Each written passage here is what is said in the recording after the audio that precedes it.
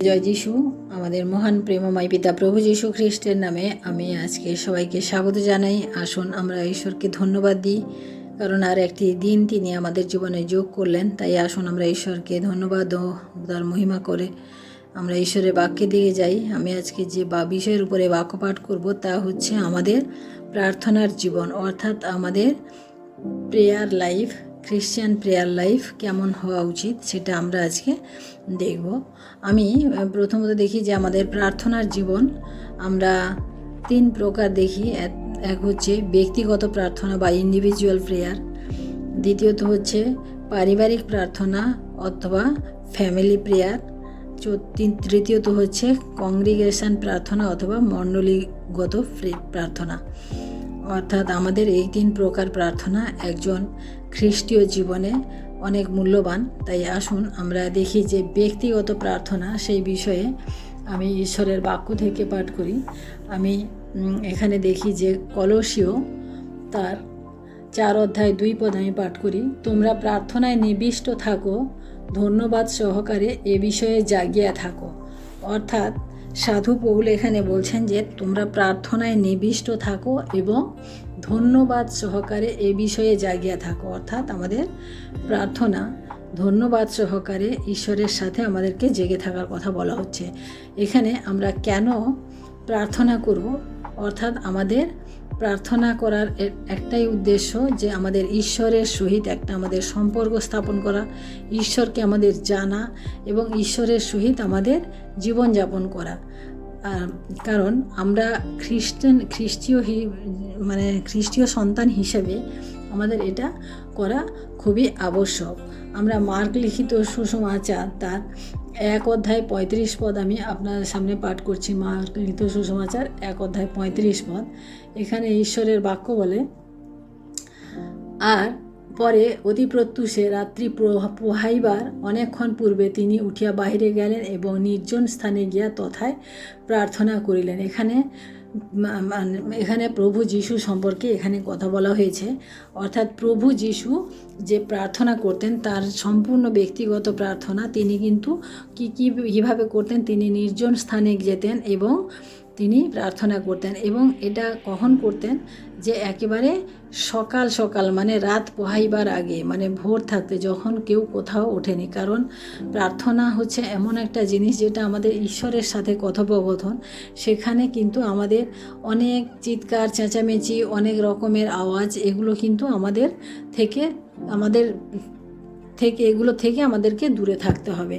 তাহলে আমাদের প্রার্থনা আমরা নিশ্চিন্ত মনে ঈশ্বরের সাথে কথা বলতে পারবো, যেভাবে প্রভু যিশু করতেন। যে পরে অতি প্রত্যুষে রাত পোহাইবার অনেকক্ষণ পূর্বে তিনি উঠিয়া বাহিরে গেলেন ও নির্জন স্থানে গিয়া তথায় প্রার্থনা করলেন। অর্থাৎ তিনি সেখান থেকে ঘর থেকে বেরিয়ে বাইরে গেলেন এবং নির্জন, যেখানে কেউ নেই সেখানে গিয়ে তিনি প্রার্থনা।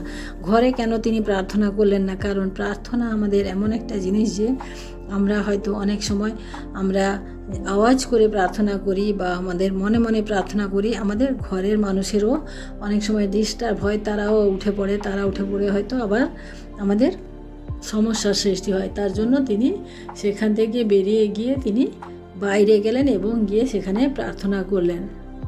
আমাদের প্রার্থনা হচ্ছে এমন একটা জিনিস যেখানে আমাদের ঈশ্বর আমাদিগকে যেভাবে প্রার্থনা করতে বলেছেন আমাদের সেইভাবে আমাদের প্রার্থনা করতে হবে। লূক লিখিত সুসমাচার তার 6 অধ্যায় আমরা 12 পদ পাঠ করি।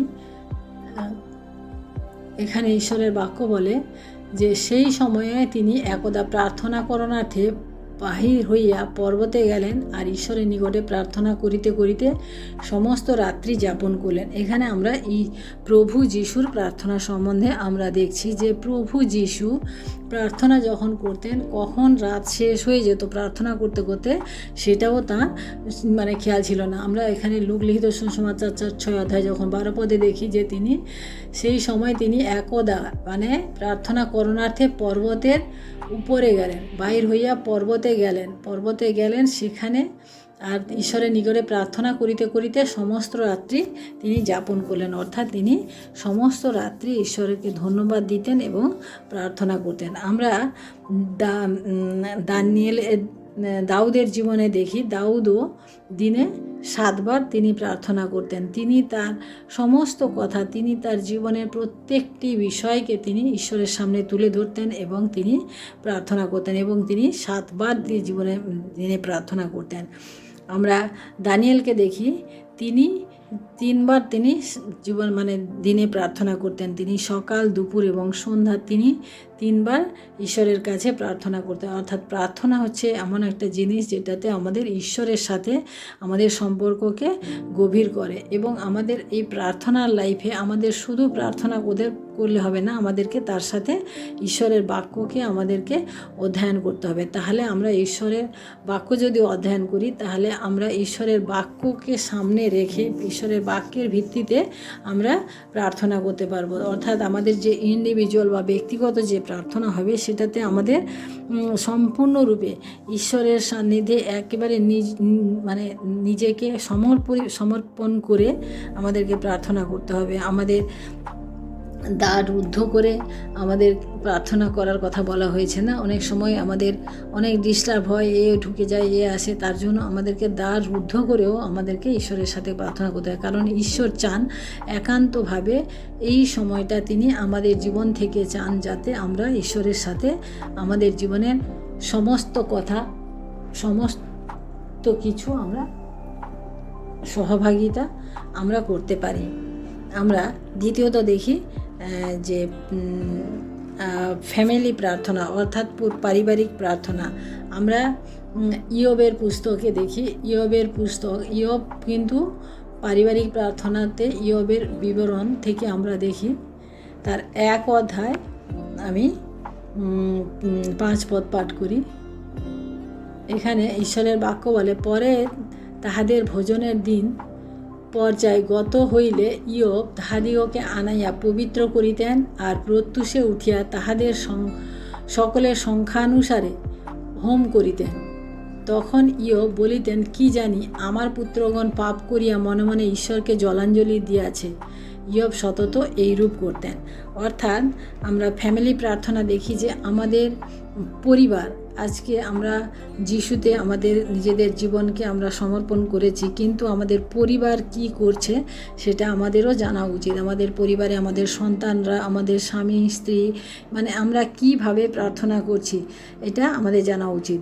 কিন্তু ঈশ্বরের বাক্য বলে যে আমাদের পারিবারিক প্রার্থনা অর্থাৎ আমরা পরিবার মিলে একসাথে বসে আমাদের ঈশ্বরের আরাধনা করা উচিত। যেটা আমরা ইয়োবের বাক্য থেকে পড়লাম যে ইয়োব তিনিও অতি প্রত্যুষে উঠে একেবারে সকাল সকাল উঠে তিনি তাদের প্রত্যেকের জন্য আলাদা আলাদা করে নাম ধরে ধরে তিনি প্রার্থনা করতেন, নাম ধরে ধরে ঈশ্বরের কাছে তিনি উৎসর্গ করতেন। কি জানি তার সন্তানরা নিজেদের জীবনযাপন করতে গিয়ে কোনো পাপ করেছে কিনা, তাই তিনি সেইভাবে প্রার্থনা করতেন। তাই প্রিয় ভাই বোনেরা, আমরাও যারা যিশুতে আমরা বিশ্বাস করি, যারা যিশুতে আমাদের জীবনকে আমরা সমর্পণ করেছি, আমরা আমাদের পরিবারকেও আমাদের রক্ষা করতে হবে, নিজেদের সাথেও আমাদের পরিবারকে রক্ষা করতে হবে, পরিবারের অভ্যাসকে বাড়াতে হবে। কারণ আমাদের সন্তানেরা অনেক সময় তারা প্রার্থনা করতে বসতে চায় না, তারা বাইবেল পাঠ করতে বসতে না। কিন্তু প্রিয় ভাই বোনেরা, আমরা পিতামাতা হিসাবে আমাদের উচিত যে সন্তানদেরকে নিয়ে কাছে বসিয়ে তাদেরকে সেই মতো অভ্যাস করা উচিত, যাতে তারা প্রতিনিয়ত সেই প্রার্থনার অভ্যাসটাকে মেনটেন করে চলে। কারণ এই ছোটোবেলার অভ্যাস, তাদের যদি ছোটোবেলায় আমরা কোনো অভ্যাস তাদের মধ্যে গড়ে দিতে পারি, তাহলে তারা বৃদ্ধ বয়স পর্যন্ত সেই অভ্যাস তারা মেনে চলবে। আমরা তাই দেখি যে ইয়োব যেভাবে প্রার্থনা করতেন তার পরিবারের জন্য, কারণ তিনি পরিবারকে ভালোবাসতেন এবং পরিবারের সবার সুরক্ষা তিনি কামনা করতেন ঈশ্বরের কাছ থেকে। তার জন্য তিনি প্রত্যেকের জীবনে আলাদা আলাদা নাম ধরে আলাদা আলাদাভাবে তিনি ঈশ্বরের কাছে যজ্ঞ উৎসর্গ করতেন। তাই আমরাও আজকে আমাদের পরিবারের জন্য আসুন আমরা প্রার্থনা করব, আমাদের পরিবারকে আমরা সুরক্ষা করব ঈশ্বরের কাছে এবং ঈশ্বরের বাক্যের দ্বারা আমাদের পরিবারকে আমরা এগিয়ে নিয়ে যাব। তাই আসুন আমরা তৃতীয়ত দেখি যে মণ্ডলীগত প্রার্থনা। আমরা ইসরা তার 10 অধ্যায় 1 পদ আমি পাঠ করি আপনাদের জন্য। ইসরা তার 10 অধ্যায় 1 পদ। এখানে ঈশ্বরের বাক্য বলে, ঈশ্বরের গৃহের সম্মুখে এসরার এইরূপ প্রার্থনা, পাপ স্বীকার, রোদন ও প্রণিপাত করিবার সময়ে ইসরায়েল হইতে আবাল বৃদ্ধ বনিতা অতি বৃহৎ সমাজ তাহার নিকটে একত্র হইয়াছিল। বস্তুত লোকেরা অতিশয় রোদন করিতেছিল। অর্থাৎ আমরা এখানে দেখি যে মণ্ডলীর সামনে আমাদের জীবন, আমাদের সমর্পণ, সেটা আমাদেরকে করতে হবে। ইসরা যেভাবে করেছিল, যে সমস্ত সেই এলাকার সমস্ত লোকে আবাল বৃদ্ধ বনিতা ছোট থেকে বড় প্রত্যেকের সামনে ইসরা কী করেছিলেন? প্রার্থনা করেছিলেন, পাপ স্বীকার করেছিলেন এবং রোদন ও প্রণিপাত করেছিলেন। সেটা সেই পুরো মণ্ডলীর সম্মুখে করেছিলেন। তাই প্রত্যেক আমরা যারা মণ্ডলীগতভাবে আমরা খ্রিস্টীয় বিশ্বাসী বা মণ্ডলীতে আমরা যাই, আমাদেরও উচিত আমাদের জীবনে কোনো পাপ বা কোনো সেরকম কোনো বিষয় নিয়ে আমাদের মণ্ডলীতে আমরা যেরকম ব্যক্তিগতভাবে প্রার্থনা করব, সেরকম আমাদের সেই প্রার্থনা মণ্ডলীর কাছেও নিয়ে যেতে হবে। মণ্ডলীরকে আমাদের সেই জানাতে হবে সেই বিষয়টি, এবং আমাদের যদি ভুল থাকে তা ভুল আমাদের স্বীকার করতে হবে। কারণ আমরা অনেক সময় দেখি যে মণ্ডলীর ভাই বোনদের মধ্যে নিজেদের মধ্যে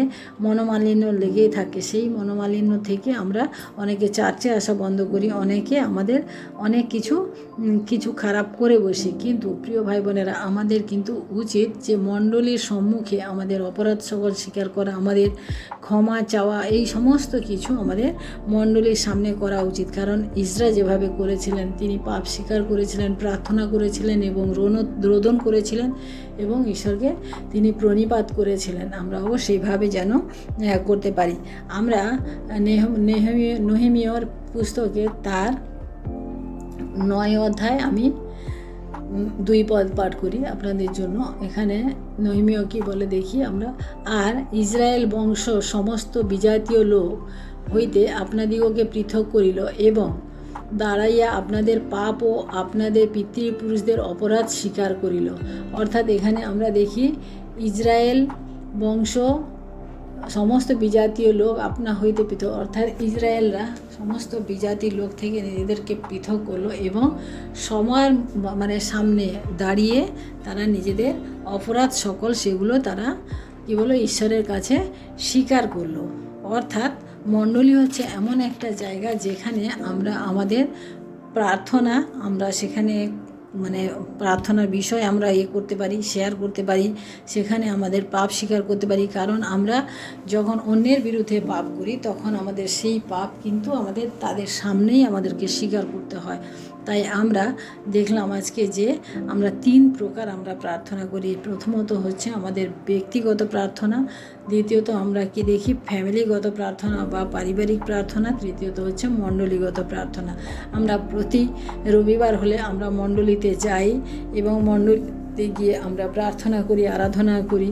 কিন্তু প্রিয় ভাই বোনেরা, আমাদের যদি সেখানে আমাদের নিজেদের জীবনে যদি কোনো রকম কোনো পাপ লুকিয়ে থাকে বা কোনো রকম কারোর বিরুদ্ধে যদি কোনো কথা থাকে, তাহলে আমরা সেটা মণ্ডলীর সামনে আমরা স্বীকার করতে পারি এবং প্রার্থনা করতে পারি। কারণ ঈশ্বর আমাদের কাছ থেকে সেই রূপ চান। তাই আসুন আমি আরেকটা বাক্য দেখি। নেহেমিয়া তার 9 অধ্যায় 3 পদ আমি এখানে পাঠ করি। আর তাহারা আপন আপন স্থানে দাঁড়াইল ও দিনের চতুর্থাংশ পর্যন্ত আপনাদের ঈশ্বর সদাপ্রভুর ব্যবস্থা পুস্তক পাঠ করিল। পরের দিন 1/4 পর্যন্ত আপনাদের ঈশ্বর সদাপ্রভুর কাছে পাপ স্বীকার ও প্রণিপাত করিল। অর্থাৎ এখানে আমরা দেখি যে তারা একদিন পুরো 1/4 দিন, অর্থাৎ 4 ভাগের 1 ভাগ দিনের তারা ঈশ্বরের সামনে দাঁড়িয়ে থাকলো এবং ঈশ্বরের বাক্য পাঠ করলো। এবং পরের দিন আরও 1/4 একটা দিনের 4 ঘন্টা, চতুর্থাংশ 6 ঘন্টা। প্রথম দিন তারা 6 ঘন্টা কী করলো? ঈশ্বরের সামনে ঈশ্বরের বাক্য পাঠ করলো। দ্বিতীয় দিন তারা 6 ঘন্টা ঈশ্বরের সামনে তাদের পাপ স্বীকার করলো, প্রণিপাত করলো এবং তারা প্রার্থনা করলো। প্রিয় ভাই বোনেরা, আমরাও যেন আমরা দিনে দিনে ঈশ্বরের কাছে আমাদের প্রার্থনার জীবনকে বৃদ্ধি করি। কারণ প্রার্থনার মধ্য দিয়ে আমাদের জীবনের সমস্ত পরিপক্কতা আসে, আমাদের জীবনে যা না পাওয়া সমস্ত বিষয় আমরা প্রার্থনার মাধ্যমে পেতে পারি, কারণ প্রার্থনার সময় আমাদের সাথে ঈশ্বর কথা বলেন। তাই আমরা আরেকটি বাক্য পাঠ করি, যোহন লিখিত সুসমাচার তার 14 অধ্যায় 14 পদ আমি পাঠ করব। যোহন লিখিত সুসমাচার, এখানে বাক্য বলে, যদি আমার নামে আমার কাছে কিছু যাচনা করো তবে আমি তাহা করিব। এখানে হচ্ছে আমরা প্রার্থনা করব, আমরা তখনই আমরা যাচনা করতে পারবো যে যখন আমরা ঈশ্বরের বাক্য আমাদের মধ্যে থাকবে। কারণ এই বাক্য যদি আমরা না জানি যে আমার কাছে কিছু যাচনা করো আমি তোমার জন্য তাই করিব, এই বাক্য যদি আমাদের না থাকে তাহলে আমরা ঈশ্বরের কাছে দাবি করতে পারি না, ক্লেম করতে পারি না আমাদের প্রার্থনার বিষয়। তাই প্রিয় ভাই বোনেরা, আমরা প্রতিনিয়ত আমাদের জীবনকে প্রার্থনার মধ্য দিয়ে আমাদের জীবনকে আমরা এগিয়ে নিয়ে চলি। আমি প্রেরিতের পুস্তক তার 12 অধ্যায় আমি 12 পদ পাঠ করি আপনাদের জন্য। এখানে বলে, এই বিষয় আলোচনা করিয়া তিনি মরিয়মের বাটির দিকে চলিয়া গেলেন। ইনি সেই যোহনের মাতা, যাহাকে মার্ক বলে। সেখানে অনেকে একত্র হইয়াছিল ও প্রার্থনা করিয়াছিল। অর্থাৎ যিশু চলে যাওয়ার পরে আমরা দেখি যে তার শিষ্যরা একত্রিত হয়ে অনেকজন করে তারা প্রার্থনা করছিল। যেখানে আমরা এইখানে দেখি যে এখানে সবাই মিলে দ্বার বন্ধ করে প্রার্থনা করছিল, কিন্তু সেই রোদা নান্নি একজন দাসী ছিল যে এসে বাইরে আঘাত করছিল, কিন্তু ভেতর থেকে দ্বার খোলা হয়নি। তাই আমরা দেখি যে আমরা প্রার্থনা যখন করব আমাদের ঈশ্বরের কাছে আমাদের সম্পূর্ণরূপে আমাদের মনকে, সম্পূর্ণরূপে আমাদের জীবনকে আমরা যেন সমর্পণ করতে পারি, এবং আমরা একত্রিত হয়ে সবাই মিলে আমরা যেন ঈশ্বরের কাছে প্রার্থনা করতে পারি। আমাদের 3 ধরনের প্রার্থনা দেখলাম। এক হচ্ছে আমাদের ব্যক্তিগত প্রার্থনা, আমাদের ব্যক্তিগতভাবে ঈশ্বরের সাথে সম্পর্ক করে। ফ্যামিলিগত প্রার্থনা, আমাদের ফ্যামিলির সুরক্ষার জন্য আমাদের সেই প্রার্থনা করা দরকার। মণ্ডলীগত প্রার্থনা, আমাদের মণ্ডলীর বৃদ্ধির জন্য প্রার্থনা করা দরকার। তাই প্রিয় ভাই বোনেরা, আজকে আসুন আমরা দেখি যে আমরা ঈশ্বরের কাছে আমাদের নিজেদের জীবনকে সমর্পণ করি এবং আমরা প্রার্থনাতে আরও বৃদ্ধি পাই। আমরা ধন্যবাদ করি ঈশ্বরকে আজকের এই সুন্দর বাক্যের জন্য। তাই আসুন আমরা ছোট্ট প্রার্থনা করে শেষ করি। ধন্যবাদ ধন্যবাদ ধন্যবাদ মহান প্রেমময় পিতা, তোমার মহানামে ধন্যবাদ প্রশংসা করি প্রভু। আজকের এই সুন্দর দিন, সুন্দর সময় তোমার এই বাক্যের দ্বারা প্রভু আমরা উৎসাহিত হয়েছি, তাই তোমায় ধন্যবাদ করি প্রভু। প্রভুকে তুমি দয়া করো, আশীর্বাদ করো, আমরা যেন আমাদের প্রার্থনার জীবনকে আমরা বৃদ্ধি করতে পারি। সমস্ত মহিমা করো, প্রশংসা তোমাকে দিই। সারাদিনের ভাত তোমার হাতে রাখি, এই বিনতি প্রার্থনা চাই আমাদের মুক্তিদাতা ত্রাণকর্তা প্রভু যীশু খ্রিস্ট তোমারই নামে, আমেন। সবাইকে জয় যীশু। ঈশ্বর আপনাদের প্রত্যেককে আশীর্বাদ করুন। জয় যীশু।